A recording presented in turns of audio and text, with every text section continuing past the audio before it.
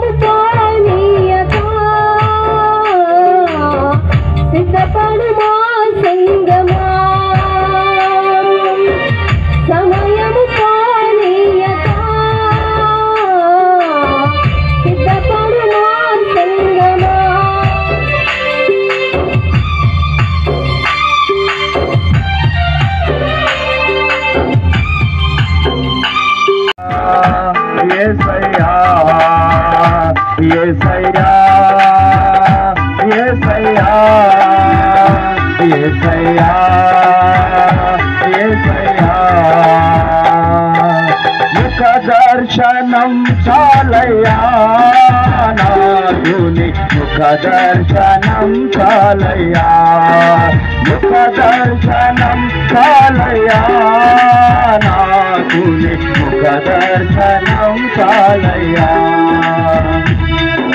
అందరం చప్పలు కొడుతూ దేవుని నామాన్ని మహిమపరుద్దాం. మనం అన్న ప్రాణాలు మరిచి ఆయనతో గడపటం అనేది పరలోక అనుభవం. ఇది అది మనకు ఉన్నతమైన భాగ్యం. కాబట్టి ఈ సమయాన్ని ఇచ్చినటువంటి దేవుడికి కృతజ్ఞతలు కలిగి మనం అన్న ప్రాణాలు మరిచి పరలోక అనుభవం అనుభవించే స్థితిలో మనం ఉందాం. నామ లయమైపోవాలి.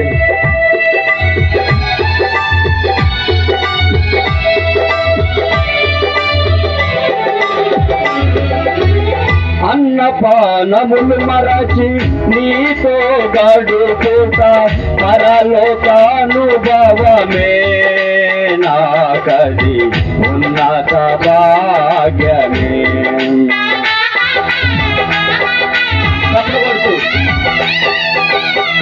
అన్న అన్నపానములు మరచి నీతో గడుపుట పరలోకానుభవమే నాగలి ఉన్నత భాగ్యమే యేసయ్యా యేసయ్యా యేసయ్యా యేసయ్యా యేసయ్యా యేసయ్యా యేసయ్యా యేసయ్యా ముఖ దర్శనం చాలయ్యా నాకుని ముఖ దర్శనం చాలయ్యా ముఖ దర్శనం చాలయ్యా నాకుని ముఖ దర్శనం చాలయ్యా.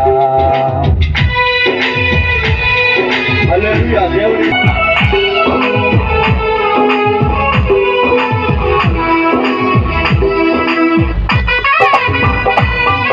అందరం కూడా దేవుడికి మహిమ కలుగును గాక.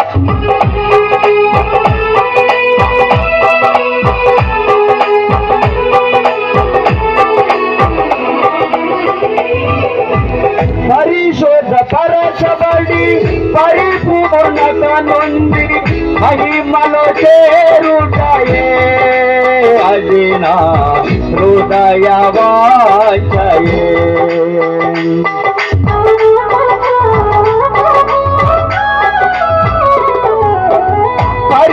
పరిశోధపరచబడి పరిపూర్ణత నుండి మహిమలో చేరుటయే అది నా హృదయ వాంఛయే. యేసయ్యా యేసయ్యా యేసయ్యా యేసయ్యా యేసయ్యా యేసయ్యా యేసయ్యా యేసయ్యా ముఖ దర్శనం చాలయ్యా నాకుని ముఖ దర్శనం చాలయ్యా ముఖ దర్శనం చాలయ్యా నాకుని నాచమాడి స్తుతించెదము నాచమాడి స్తుతించెదము.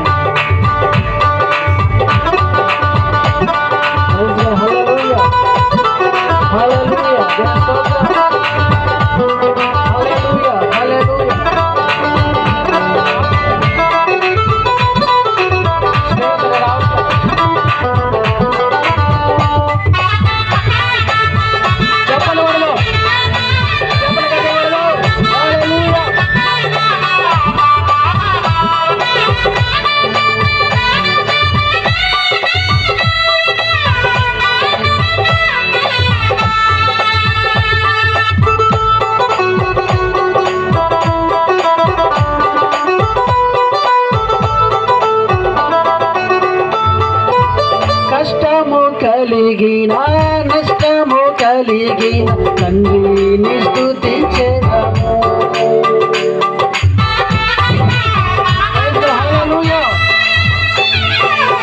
కష్టము కలిగిన నష్టము కలిగి తండ్రిని స్తుతించెదము. యేసయ్యా స్తోత్రము యేసయ్యా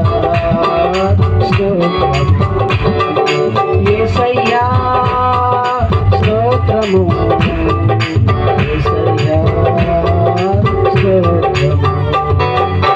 దావీదువోలే నాట్యమాడి యేసుని స్తుతించెదము.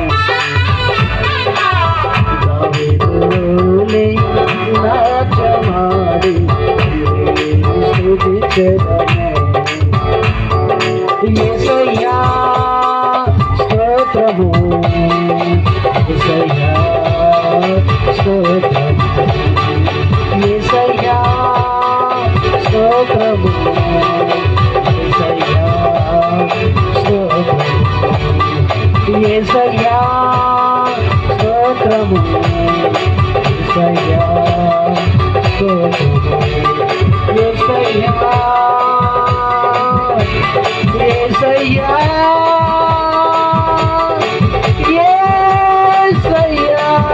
హల్లెలూయా.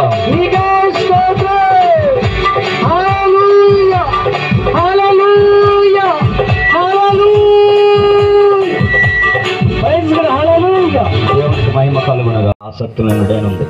వారి పడిన ప్రయాస వ్యర్థము కాదని నేను నమ్ముతున్నాను. చప్పలు కొడి దేవుని నామాన్ని మహిమపడతాం. కాబట్టి మీరందరంటే నాకు ఇష్టం. అందుకే మీకు అందరికీ ఆహ్వానం తెలిపాను. ఇక్కడ ఏది జరిగినా పరిశుద్ధాత్మ ఆధీనంలోనే జరుగుద్ది.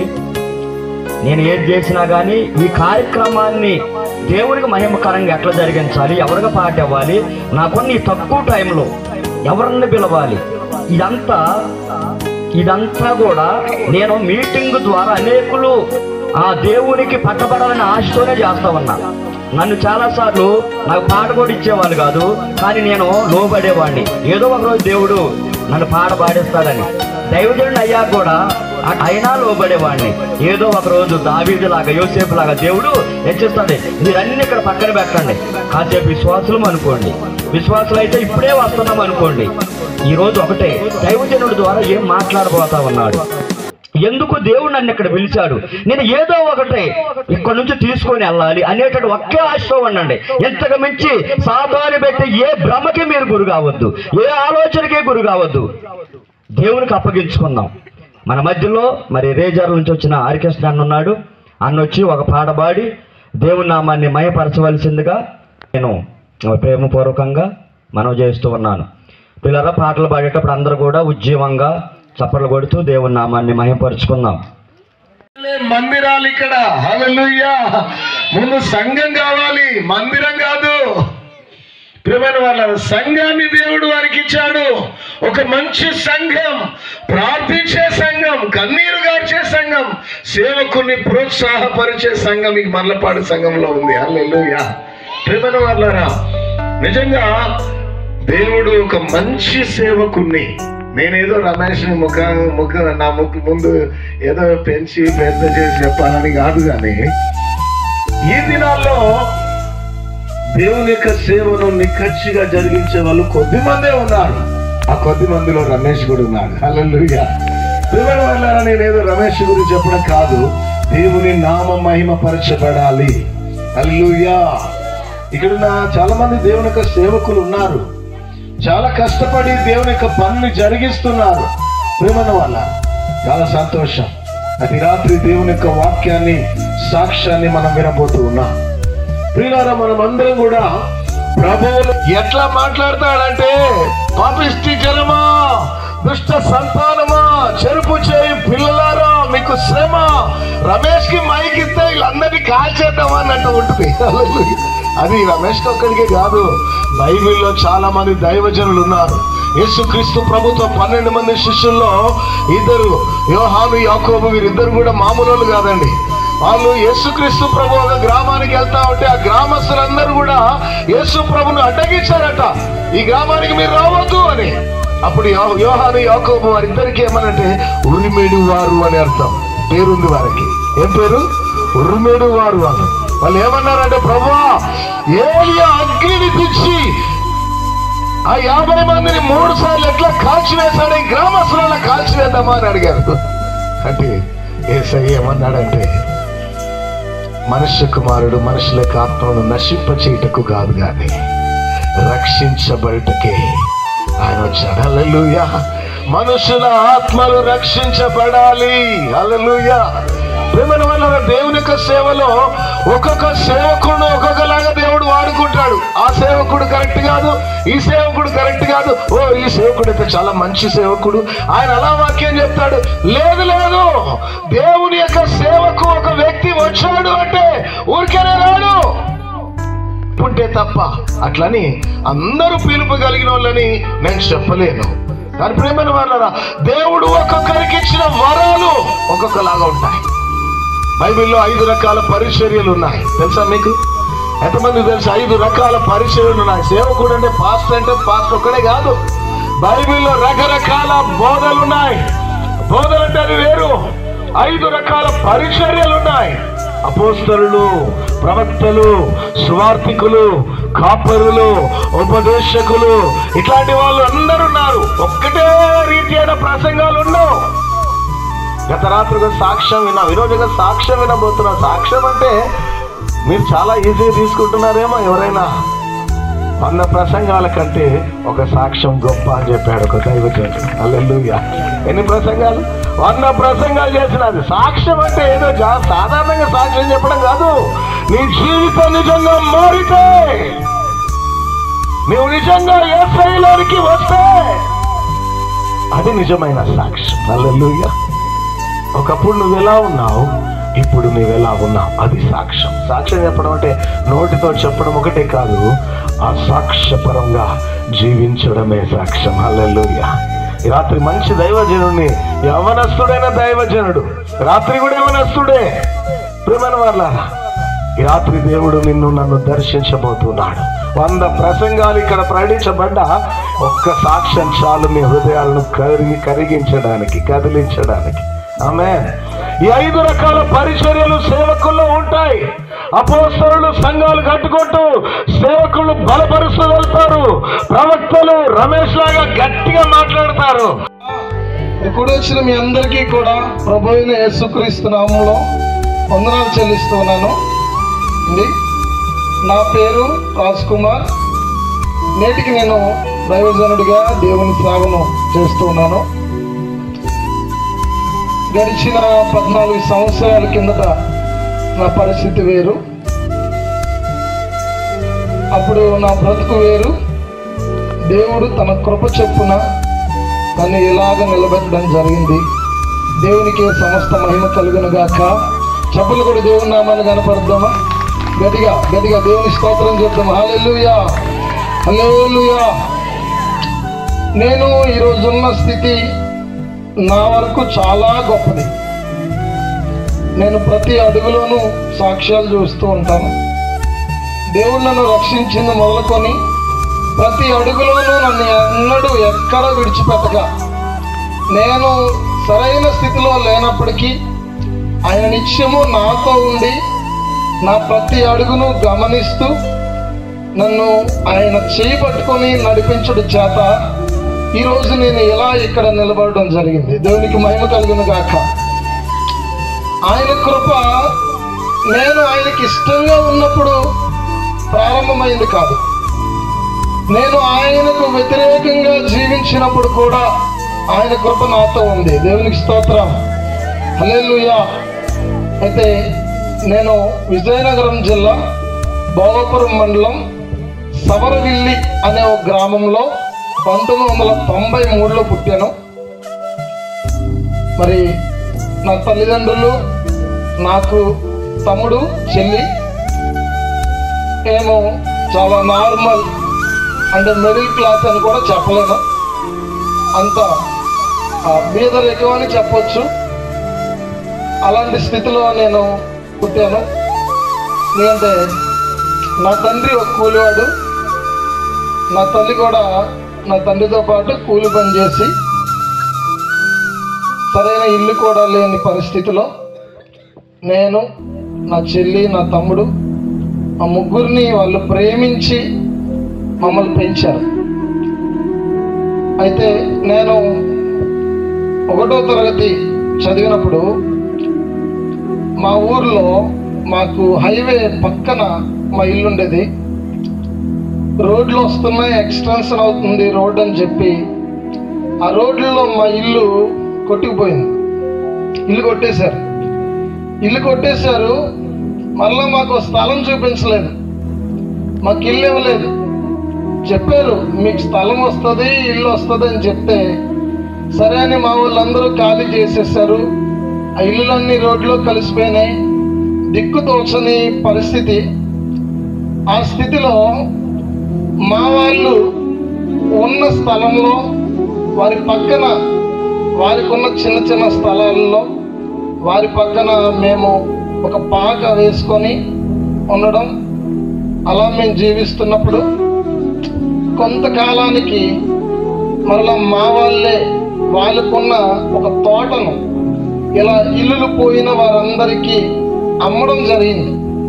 మీరు ఒక్కొక్కరుగా ఓ 3 సెంట్లు చొప్పున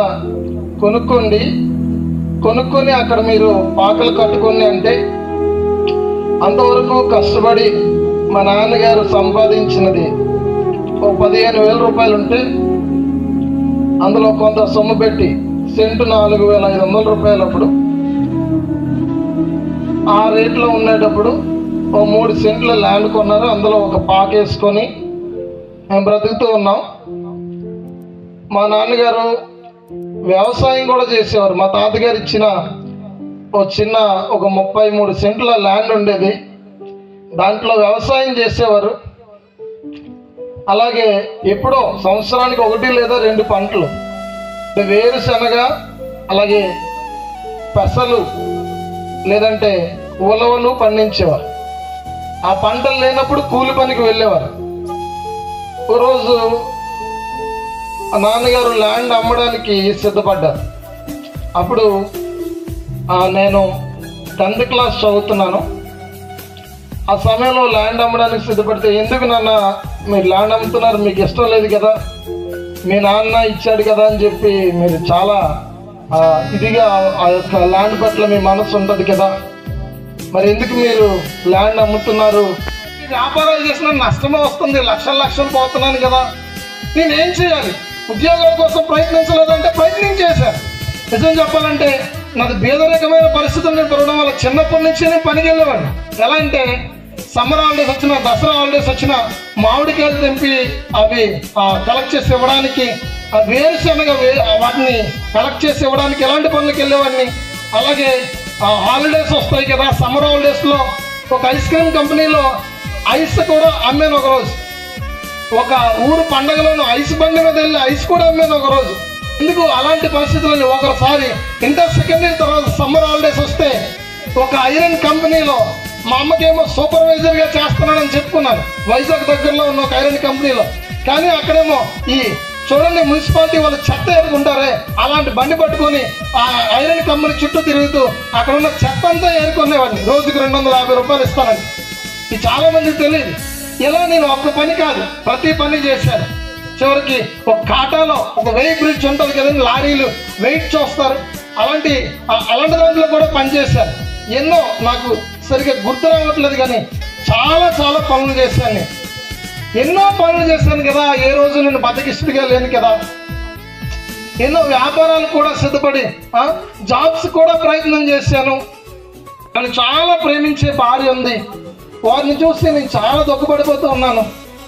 రోజు ఈ దుఃఖం నుండి విడుదల ఏ రకంగా పొందలేను, దేవుని వాక్యమే కొంచెం ఓదార్పిస్తుందని అలా ఇంట్లో మంచం మీద కూర్చొని టీవీ ఆన్ చేసి దేవుని వాక్యం వింటూ ఉన్నాను. అందులో ఒక దైవజనుడు ఇలా చెప్తూ ఉన్నాడు, ఆయన సాక్ష్యం చెప్తూ ఉన్నాడు. ఆయన సాక్ష్యం ఏంటంటే, ఇదిగో నా చిన్న వయసు నుండి ఎన్నో బాధలు భరించాను, కష్టాలు పడ్డాను, ఎంతో మందితో వెలువైపడ్డాను, ఎన్నో వ్యాపారాలు చేశాను, ఎంతో కష్టపడ్డాను, ఎందులో సక్సెస్ అవ్వలేదు, ఎన్నో లక్షల రూపాయలు అప్పులు చేశాను. అలాంటి పరిస్థితుల్లో దేవుని స్వరం వినిపించిందంట.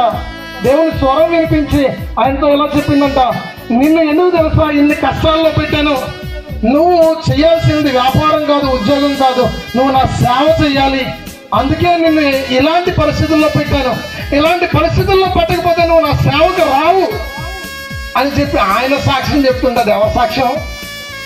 నా సాక్ష్యం. ఇది నా సాక్ష్యాన్ని ఆయన సాక్ష్యంగా చెప్తూ ఉంటే ఆయన సాక్ష్యం అలాంటిది. నాది అక్షంగా నా సాక్ష్యాన్ని ఆయన చెప్తూ ఉన్నాడు. నేను ఆశ్చర్యపోయాను. అప్పటికి నేను సండే స్కూల్ నడిపిస్తూ పాస్టర్ గారు చెప్పిన బ్రాంచ్ చర్చిలో వాక్యం ప్రకటిస్తూ ఉండగా చాలాసార్లు దేవుడు నాతో మాట్లాడుతూ ఉన్నాడు. సూటిగా స్ట్రైట్గా నాకే చెప్పినట్లుగా, నువ్వు దేవుడా నువ్వు చెప్తే నేను ఖచ్చితంగా నీ సేవకు వస్తానని అప్పుడు నిర్ణయం తీసుకున్నాను. ఆ రోజు దుఃఖంతో బాధతో మంచం మీద కూర్చొని దేవుని వైపు చూసినప్పుడు దేవుని దాసుడు నా సాక్ష్యాన్ని తన సాక్ష్యంగా చెప్తూ ఉన్నప్పుడు నాకు అనిపించింది, దేవుడు ఎంతకంటే స్ట్రైట్గా చెప్పే రోజు రాదు, నేను ఇంకా ఆలస్యం చేస్తే ఇంకా అప్పుల పాలవుతాను, కనుక ఇంకా నేను ఎటువైపు చూడకుండా దేవుని సేవకు సిద్ధపడాలి. దేవుని స్తోత్రం కలుగును గాక. అప్పుడు దేవుని సేవ కొరకు దైవజనులకు చెప్పాను, ఇంకో విషయం చెప్పనా, ఎవరైతే ఆత్మీయ తండ్రి ఉన్నారో వాళ్ళ అమ్మాయిని నాకు ఇచ్చి పెళ్లి చేశారు. ఎవరైతే మా పాస్టర్ గారుగా నన్ను ప్రోత్సహించి సంఘాన్ని నడిపించమని ఒక చిన్న బ్రాంచ్ నాకు చెప్పారో ఆ దైవజనుడే నా ఆత్మీయ తండ్రి. అయితే ఆయన మొదటి నుండి నా భార్య ఒక మాట చెప్తూ ఉండేవాడు, అమ్మా ఇంకెవరూ లేరు, నువ్వు ఒక్కదానివే కూతురివి, నువ్వు మీ ఆయన ఇద్దరు దేవుని సేవ చేయాలి, ఇదిగో ఇంత పరిచర్య ఉంది కదా, మీరు సేవ చేయకపోతే మన తర్వాత ఎవరు ఇంత నమ్మకంగా వస్తారు అనేసి అంటే మావిడికి చెప్తూ ఉంటే నేను మావిడికి ఒక మాట చెప్పేవాడు. ఆవిడ నన్ను అడిగేది, నాన్న ఎలా అంటున్నారు, నువ్వు ఒకసారి ఆలోచించవచ్చు కదా, మరి దేవుని సేవకు సిద్ధపడవచ్చు కదా, నువ్వు బైబిల్ కాలేజ్కి వెళ్ళొచ్చు కదా అని అడిగేది నాకు. మీ నాన్నగారి సేవ నువ్వు చేసుకుంటే చేసుకో, మీ నాన్నగారి లాగా సంచి చేసుకొని ఇంటింటా తిరుగుతూ యేసయ్యను నమ్ముకోండి, ఆయన రక్షకుడు, పాపాలు నడిపిస్తాడు, దేవుడు రక్షకుడు గొప్పవాడే, కానీ మీ నాన్నగారి లాగా అలాగా సంచి చేసుకొని వీధంతా తిరుగుతూ నేను యేసు ప్రభు గురించి చెప్పను. ₹1 కూడా ఆయన దాచుకోలేదు. ఈరోజు చాలా మంది అలాంటి దైవజనులు ఉన్నారు. రమేష్ గారు నాకు కాల్ చేసినప్పుడు ఆయన మాటల్లో అలాంటి ఆలోచన నేను గమనించాను. ఆయన నాకు కాల్ చేసి నాతో మాట్లాడినప్పుడు ఎక్కడో మారుమూల ప్రాంతంలో ఉన్నవాడిని నేను, నా ముఖం తెలియని వ్యక్తి. దేవుడు మిమ్మల్ని పిలవమన్న దేవుడు నన్ను ప్రేరేపిస్తున్నాడంటే